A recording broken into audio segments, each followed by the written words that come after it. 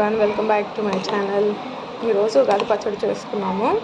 దీంతో preparation tamarind juice, కొంచెం బెల్లం, బనానా, తర్వాత గ్రేప్స్, మ్యాంగో, వేప పువ్వు, మీ దగ్గర అవైలబుల్ అయ్యే డ్రై ఫ్రూట్స్ కూడా, బాదం, ఆల్మండ్, కిస్మిస్, మీ దగ్గర ఏం వెరైటీ ఉంటే ఫ్రూట్స్ అండ్ డ్రై ఫ్రూట్స్ అవి యాడ్ చేసుకోవచ్చు.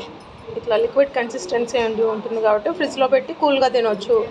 లేదంటే ఐస్ క్యూబ్స్ వేసుకొని అన్న తింటే చల్లగా చాలా బాగుంటుంది. వెరైటీ ఉగాది పచ్చడి మీరు ఒకసారి ట్రై చేయండి. దీనిలో డేట్స్ కూడా వేసామండి, సీడ్లెస్ డేట్స్ పీసెస్ చేసాము. చాలా బాగుంటుంది, డిఫరెంట్ వెరైటీ. టేస్ట్ చూసి చెప్తాను.